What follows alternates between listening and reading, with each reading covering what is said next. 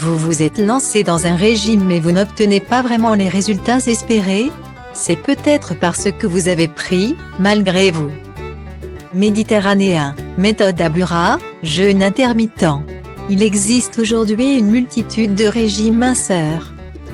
Si trouver le plus adapté n'est pas une mince affaire, il est aussi important d'avoir les bons réflexes de base. Faire un régime ne signifie pas forcément se priver.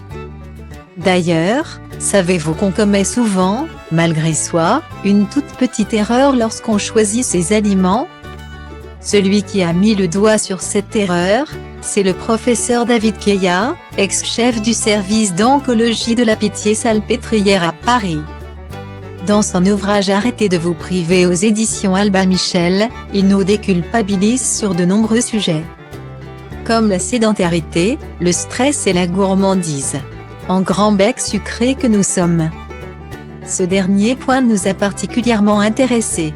Après avoir mis en exergue des infos et des intox en matière de régime, non.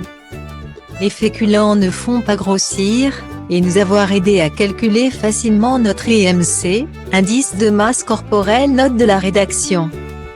L'auteur a mis en lumière notre véritable allié lorsqu'on veut perdre du poids.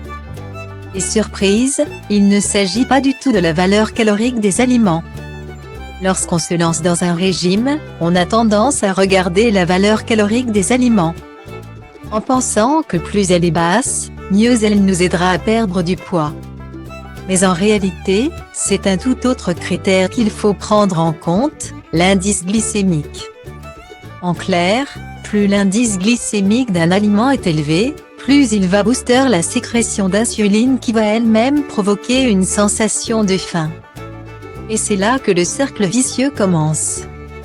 Si nous savons désormais quels critères prendre en compte lorsqu'on choisit les aliments pour notre régime, encore faut-il savoir sur lesquels miser.